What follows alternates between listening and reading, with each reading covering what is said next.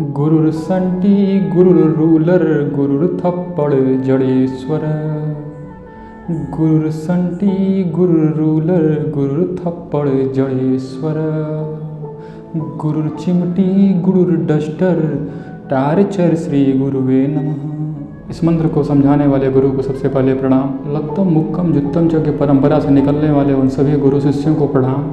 और जो उससे वंचित रह गए आज की जनरेशन के लोग जो कभी जूता और लात गुरुजी से नहीं खाए, उनको भी शिक्षक दिवस की बहुत बहुत शुभकामनाएं। लॉकडाउन का दौर चल रहा है और सभी शिक्षक ऑनलाइन पढ़ा रहे हैं और सभी बच्चे मोबाइल और लैपटॉप से पढ़ाई कर रहे हैं। ये सब देख के मुझे ऐसा लग रहा है कि आने वाले समय में कक्षाएं और विद्यालय का रूप मोबाइल और आईपैड और लैपटॉप और डेस्कटॉप ले लेगा। लेकिन ये सब देख के मुझे ये भी दुख हो रहा है कि जो लोग इस तरह से पढ़ाई कर रहे हैं वो उस परंपरा से वंचित रह जाएंगे। जब विद्यालय में अध्यापक टहलता था क्लास में और टहलते हुए अचानक उसका मूड करता था एक मुक्का मारने का, और वहाँ करके अपने विद्यार्थी को एक घूसा कस के देता था, जो उसको सुख मिलता था वो आत्मीय सुख था, उससे आज की जनरेशन वंचित रह जाएगी। उसके बाद कभी कभी अचानक से प्रार्थना करते हुए प्रेयर में खड़े होकर के हमको आँख बंद करके प्रेयर करना होता था। अगर हम भूल गए आँख बंद करना और अगर शिक्षक की नज़र पड़ गई, काफ़ी दिन से वो टारगेट पर रखा हुआ है, इसको कूटना है, मौका मिला है, वो वहीं बीच प्रेयर में पटक के मारता था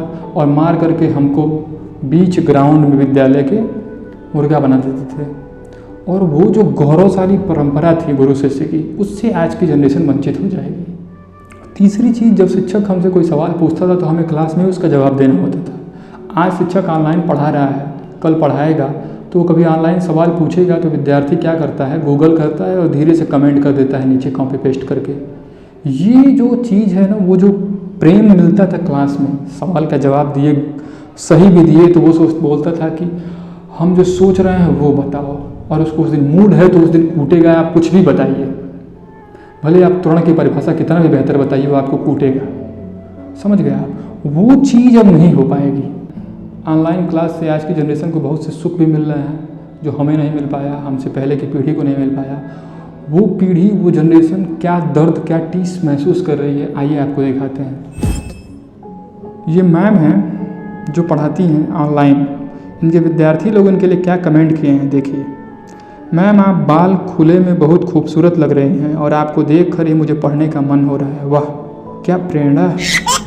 आपको देखे या पढ़े बहुत ही स्मार्ट हो आप, नज़र बोर्ड पर टिक ही नहीं रही है। वाह, ये SRS online coaching for your better, ये भी विद्यार्थी नहीं है, ये भी कोई टीचर ही हैं जो मैम को पढ़ने के लिए आए हैं यहाँ पे। बहुत शानदार।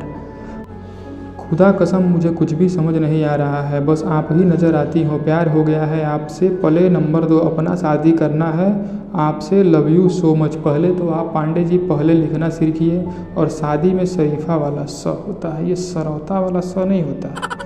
यहाँ लड़के पढ़ने नहीं मैडम आपको देखने आते हैं। ये अयान खान जी, इनको बहुत पीड़ा हो रही है, इनको कोई नहीं देख रहा है। हाँ तो दोस्तों, ये विद्यार्थी नहीं है, विद्या के अर्थी हैं, जिन्हें हम अपने कंधे पे ढो रहे हैं और अपनी किस्मत पे रो रहे हैं।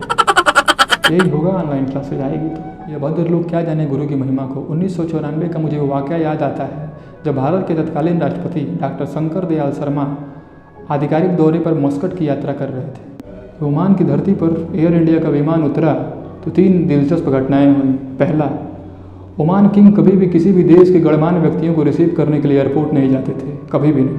लेकिन पहली बार वो स्वयं गए डॉक्टर शंकर दयाल शर्मा को रिसीव करने के लिए। दूसरा, डॉक्टर शंकर दयाल शर्मा को एरोप्लेन से उतरने से पहले ही ओमान किंग स्वयं सीढ़ियों से चढ़ करके एरोप्लेन के अंदर उनके सीट तक गए और उनको वहाँ से रिसीव करके अपने साथ लेकर के नीचे उतरे।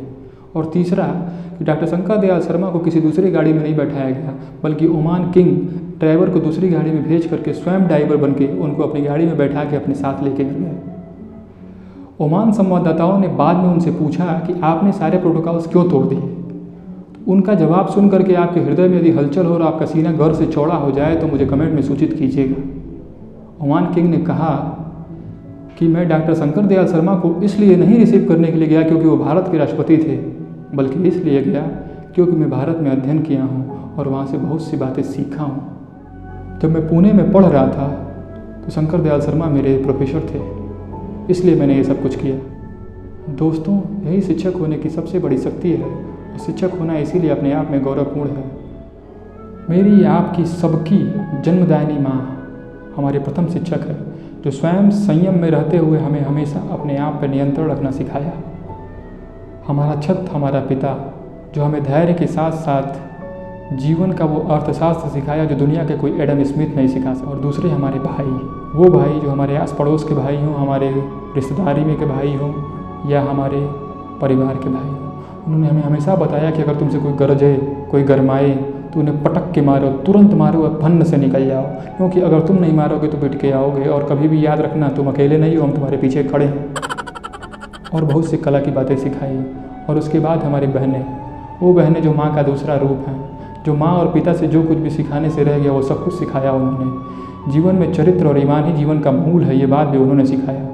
हम जब कभी भी डीमोटिवेट हुए, जिन ज़माने में यूट्यूब नहीं था, तब वो कभी एपीजे अब्दुल कलाम का भाषण बन गए तो कभी सोनू शर्मा के वो लंबे लंबे स्पीच बन गए, कभी संदीप की माहेश्वरी बन गई तो डॉक्टर कुमार विश्वास का वो विश्वास बन गई। वो बहनें ही थी जो बिना किसी शुल्क के, बिना किसी डाटा खर्च किए हमें हमेशा प्रेरित करती रहीं, हमेशा हमारे साथ रहीं।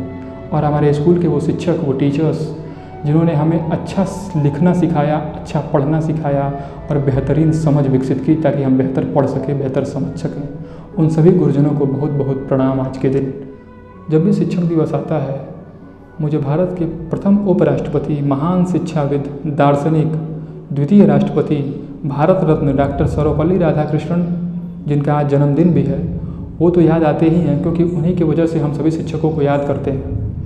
लेकिन उसके साथ साथ मुझे भारत के वो ऋषि आचार्य कौटिल्य, जिन्होंने एक छोटे से नन्हे से चंद्रगुप्त को भारत का चक्रवर्ती सम्राट बना दिया।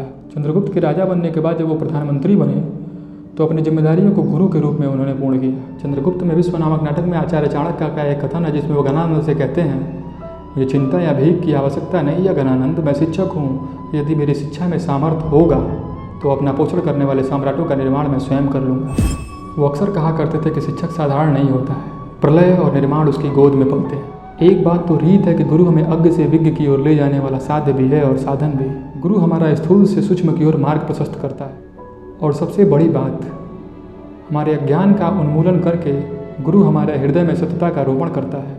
और अंत में अपने वरिष्ठ, समकक्ष, कनिष्ठ, उस्ताद, जीवन, वक्त, गूगल, प्रोफेसर, सबको और अपने मित्रों को, जिन्होंने मुझे वो सब कुछ सिखाया जो किसी गुरु और किसी गूगल ने नहीं सिखाया, उसके साथ साथ फेसबुक और व्हाट्सएप यूनिवर्सिटी के उन सभी कॉपी पेस्ट ज्ञान लेकर के मुझे हमेशा ज्ञान देने के लिए तैयार रहने वाले गुरुजनों को सादर प्रणाम।